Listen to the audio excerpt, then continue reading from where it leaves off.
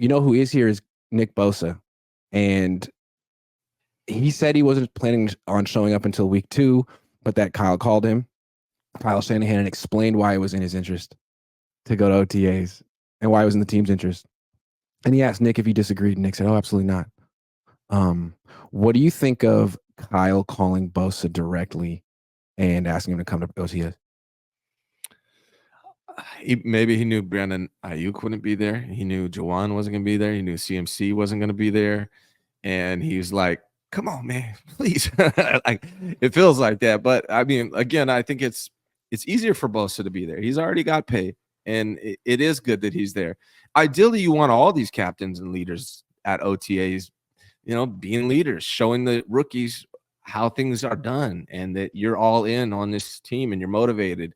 It's just not reality for Christian like it is for Bosa, because Bosa's got guaranteed life-changing money. And I know Christian's been paid already, and it's not like the guy's broke, but he has an opportunity to get another contract, so he's being smart. With Bosa, it makes sense. You're already good.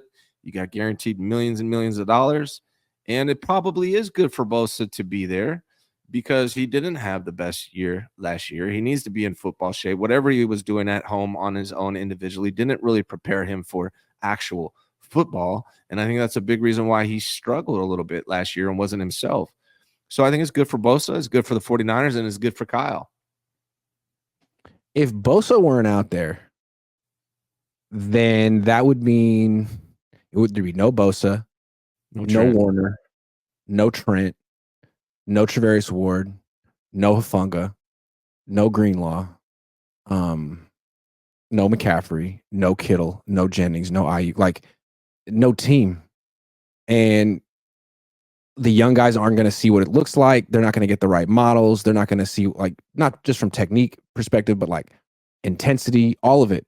And really the whole attitude of the team, it just doesn't matter if Bosa doesn't show up. It seems like from Kyle's perspective, he needed Bosa. And on offense, I wouldn't be surprised if he called Debo and did the same thing. Debo, we need you there.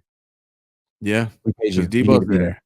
Yeah. And Debo's there. I mean, it doesn't seem like that's a Debo thing to do, honestly. Like, I mean, and no offense, but like, seems like he would be the kind of guy to show up later on, but maybe he did call him. And it is important. It's important for all the reasons you laid out. And I think Kyle really needed one of these guys, Bosa maybe on offense, or excuse me, Debo on offense and Bosa on defense, to come and be that leader. I think it's major, because like you said, if they weren't there, who would be?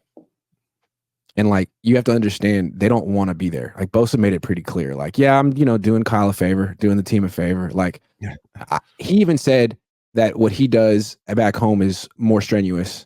And he called this, called it active recovery. OTA. It's recovery. Yeah. He called it active recovery as opposed to whatever he's doing. So it really sounded like the way he talked was that he was doing the team a favor.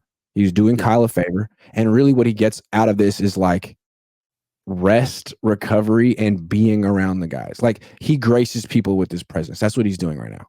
And when later in the interview, they asked him, like, what do you think of the 18-game schedule? They're trying to, push another game on this. And he's like, it'd be nice if they shortened the off-season program if they did that. And it's like, I don't want to be here. Can I make that clear? But I'm doing it as a favor. So, I mean, most of these guys don't want to be here at this time of year. The fact that they were here last year said something about the team last year, and the fact they're not says something about the team this year, in my opinion. But maybe they'll all be here this week. Yeah, and I mentioned that Bosa being here in OTAs is probably good for him and his preparation, but that's probably not true. It's more training camp. He missed all of training camp last year, and I think that's probably what put him behind the 8 ball a little bit for the season and got him off to a slow start. But being at OTAs versus what his offseason program sounds like, to him at least, his offseason program he does individually is much more strenuous than what he's doing at OTAs. So I think this benefits the Niners more than Bosa, probably, and benefits Kyle, being able to show that, hey, Bosa's here, Debo's here. So, yeah.